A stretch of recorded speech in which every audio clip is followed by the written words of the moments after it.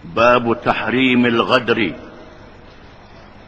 Bab pada menyatakan haram memungkiri perjanjian ataupun melanggar perjanjian.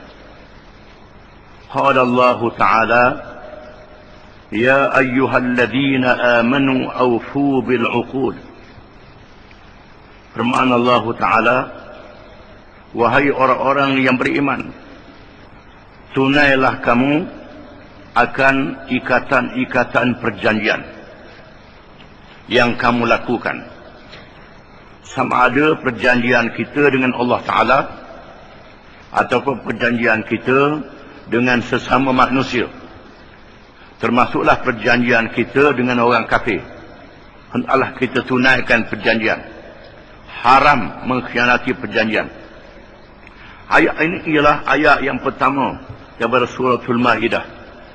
Ya ayyuhalladzina amanu awfu bil 'uqud.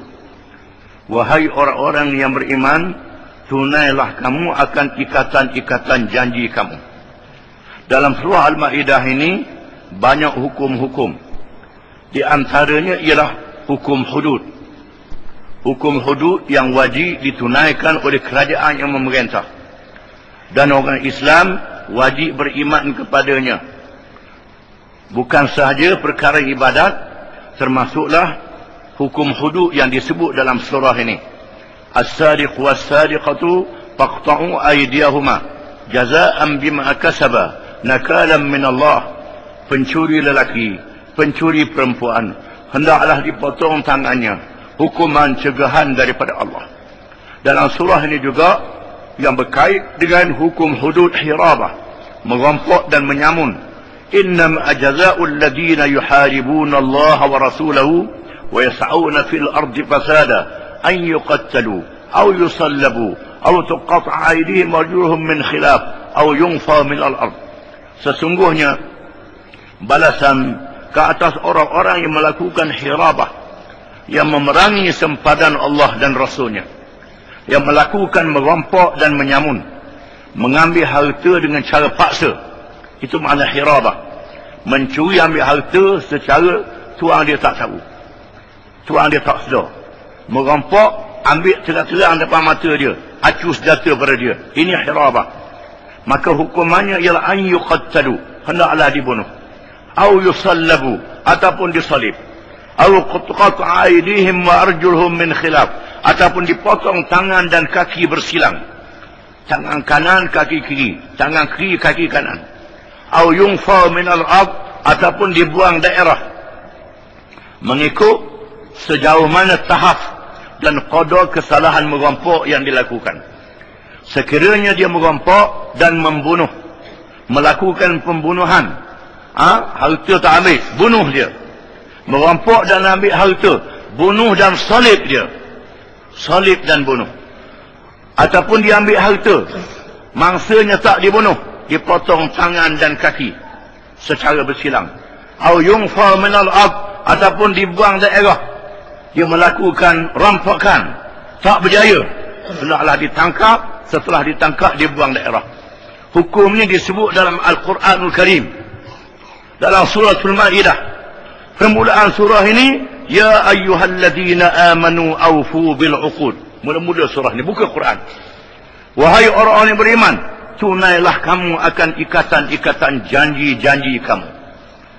Di antaranya ialah janji asyhadu an la ilaha illallah wa asyhadu anna Muhammadar Rasulullah. Janji kita dengan Allah Subhanahu Wa Taala bila menjadi orang Islam. Mengucap 2 kalimah syahadah, semayang, piti banyak, pergi Mekah puluh-puluh kali, hukum hudud tak boleh pakai. Jawab dia kafir, murtad. Haji saja je, semayang saja je, tak jadi apa. Kerana dia merungkai ikatan janji 2 kalimah syahadah dengan Allah Subhanahu Wa Taala. Buka Quran, ayat ini ialah ayat yang pertama dalam surah Al-Maidah. Firman Allah Ta'ala, wa man lam yahkum bima anzalallah fa ulaika humul kafirun. Dan firman Allah Ta'ala, wa man lam yahkum bima anzalallah fa ulaika humuz zalimun. Dan firman Allah Ta'ala, wa man lam yahkum bima anzalallah fa ulaika humul fasiqun. Sesiapa yang tidak berhukum dengan apa yang telah diturunkan oleh Allah, dia menjadi kafir. Dan sesiapa yang tak hukum apa yang telah diturunkan oleh Allah, dia jadi zalim. Sesiapa yang tidak hukum apa yang telah diturunkan oleh Allah, dia jadi fasik. Kafir, zalim, fasik. 3 perkara boleh berlaku.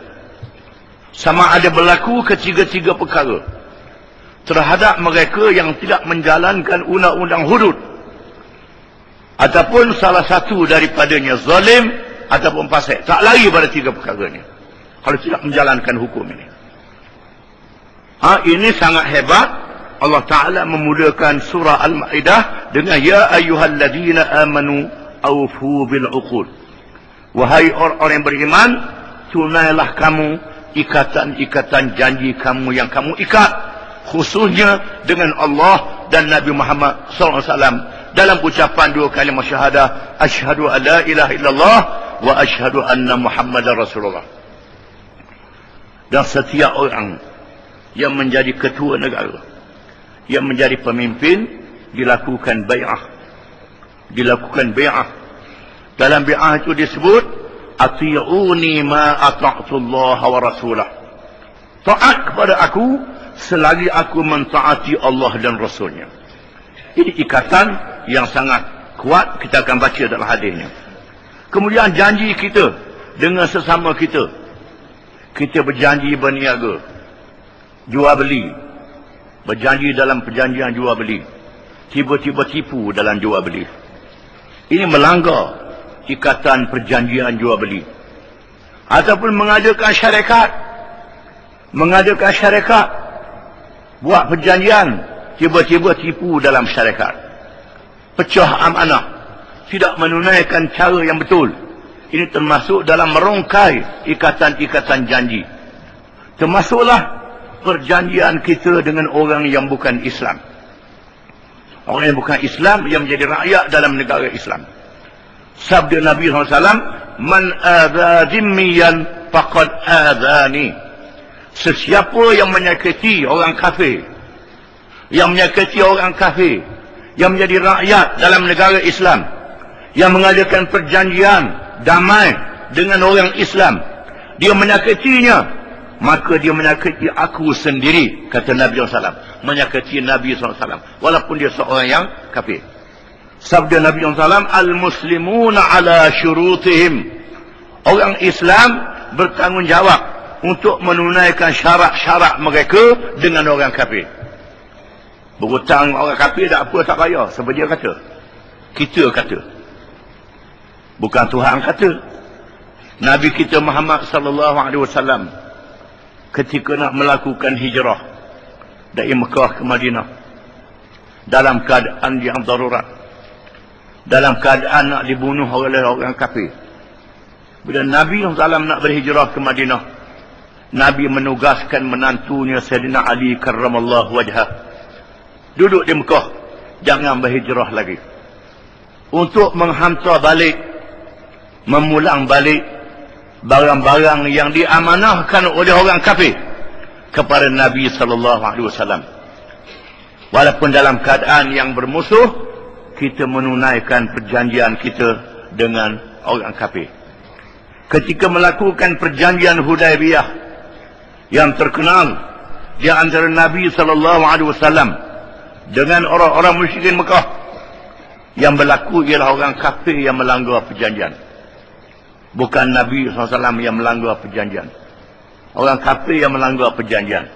Bukan kita yang melanggar perjanjian.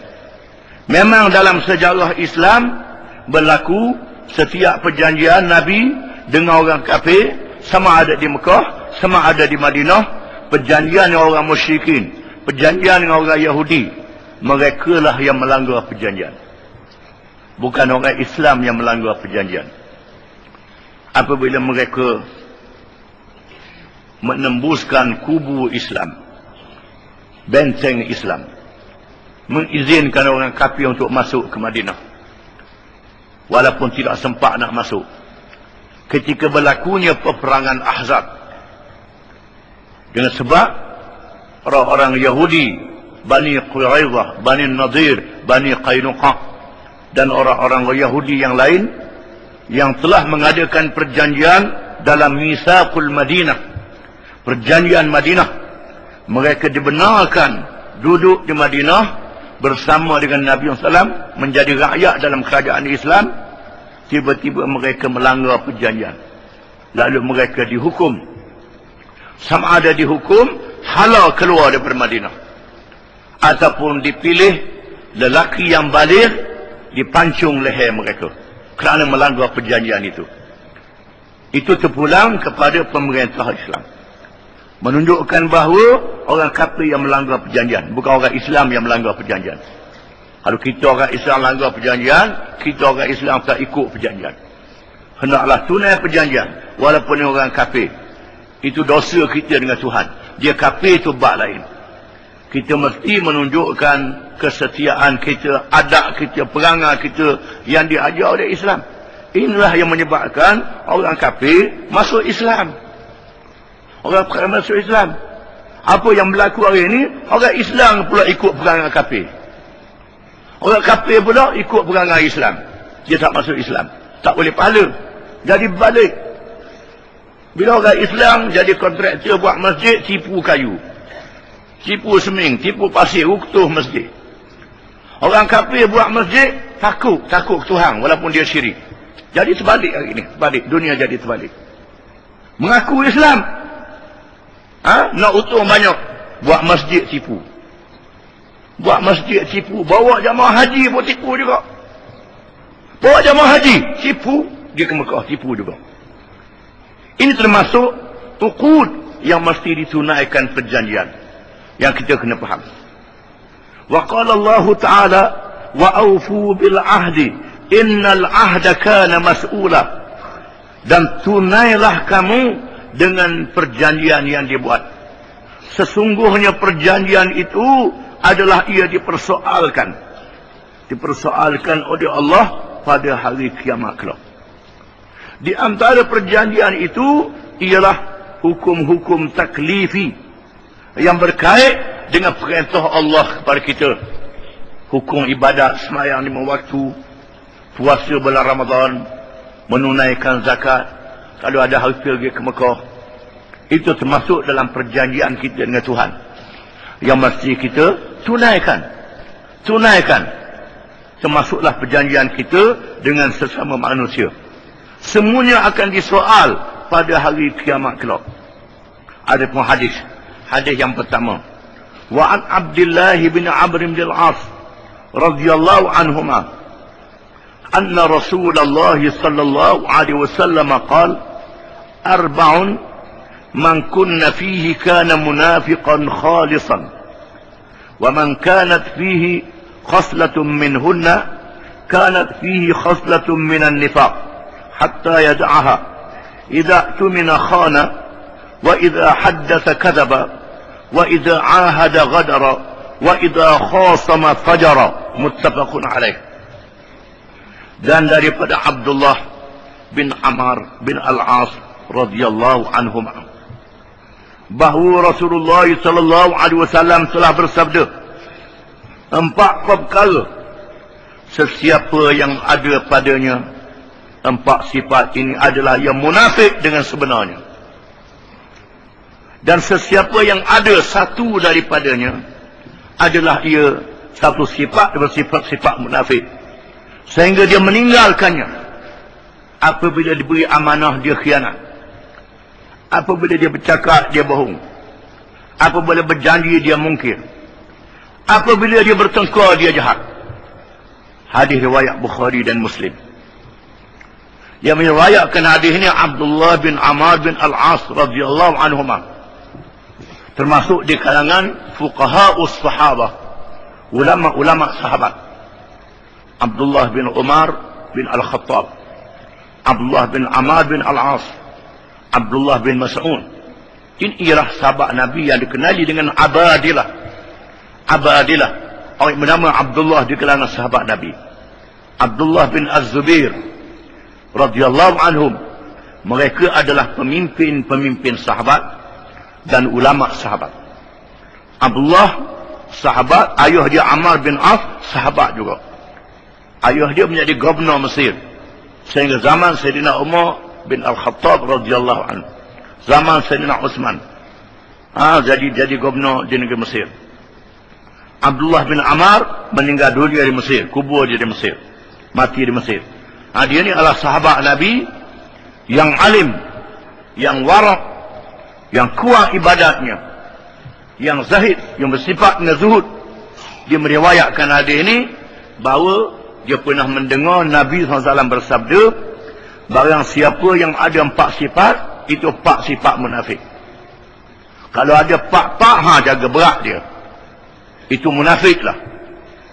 Kalau ada satu je, satu daripada sifat munafik, sehingga dia meninggalkan sifat munafik itu. Hanya perangai munafik. Yang pertama, bila dia beri amanah, dia khianat, mengkhianati amanah. Bila buat perjanjian, dia khianat. Bila beri hutang, minta hutang dengan orang, dah ada niat dalam hati tak mau bayar. Masa nak berhutang tu niat dah tak mau bayar, lepas tu tak bayar pula. Ni masuklah ni, celaka ni. Termasuk dalam mereka yang khianat dengan amanah. Buat perjanjian, nak langgar, ataupun molek-molek ikhlas, lepas tu dia langgar perjanjian supaya aja. Buat perjanjian, apa-apa perjanjian dengan orang, kita mesti tunaikan perjanjian itu. Kecuali orang tu melanggar perjanjian, maka kita hukum mengikut cara yang patut dengan dia. Yang kedua, bila bercakap bohong, bercakap tak betul, kecuali yang diizinkan oleh syarak, kerana nak mengelukan musuh, nak mendamaikan orang, ini diizinkan kerana nak mendamaikan. Ini tak ada apa-apa, perangai dia bohong, perangai dia cakap pelawak. Ini perangai munafik. Bila berjanji, mungkir janji. Yang tadi dia beri amanah, dia khianat. Hak yang pertama beri amanah, dia khianat, bercakap bohong. Bila berjanji, dia mungkir janji. Berjanji nak buat lain pula. Kalau buat lebih baik, tak apa. Bila bertengkar, dia jahat. Bila bertengkar, berbahas, nak pergi menang dia walaupun dia salah. Dia tak mengaku salah. Ini ialah orang yang sangat jahat. Nabi pun, kalau sahabat dia betul dalam beberapa perkara, Nabi ikut sahabat dia. Dan sahabat tanya, adakah wahyu daripada Allah? Kalau wahyu daripada Allah, maka Nabi terima, sahabat pun terima. Kalau itu perkara dunia yang tak berkait dengan wahyu daripada Allah, maka Nabi menerima pandangan sahabat-sahabat dia. Begitu juga para sahabat radhiyallahu anhum, dia mempunyai pandangan yang lain dengan orang lain. Kalau dia tengok pandangan tu betul, dia ikut yang betul. Jangan kita tengok pandangan orang lain betul, nak betul hak kita juga. Itu termasuk dalam perangai munafik. Bila bertengkar, dia jahat dalam pertengkaran dia. Itu 4 perkara. Salah satu daripadanya ialah bila berjanji, dia khianat terhadap perjanjian. Hadis yang kedua, wa an ibn Mas'ud wa ibn Umar wa Anas radhiyallahu anhum qalu qala an-nabiy sallallahu alaihi wasallam likulli ghadirin liwa'un yawm al-qiyamah yuqalu hadhihi ghadratu fulan, muttafaqun alaih. Dan daripada Ibn Mas'ud, Ibn Umar, Anas radhiyallahu anhum, kata mereka telah bersabda oleh Nabi sallallahu alaihi wasallam, setiap orang yang mengkhianati perjanjian ada bendera pada hari kiamat kelak. Dikatakan ini bendera sianu yang menipu, yang khianat perjanjian. Hadis riwayat Bukhari dan Muslim. Menunjukkan bahawa di hari kiamat kelak Tuhan letak bendera, takut orang tak nampak. Letak bendera kepada orang yang melanggar perjanjian, yang khianat terhadap perjanjian. Tuhan buat bendera, bukan lekat di baju, lekat bendera, dari jauh nampak dah. Orang tahu bahawa dia ni orang yang mengkhianati perjanjian. supaya dihina pada hari kiamat di tengah khalayak ramai, sebelum dia menerima hukuman dalam neraka. Dihina dulu di padang mahsyar. Hadis yang ketiga,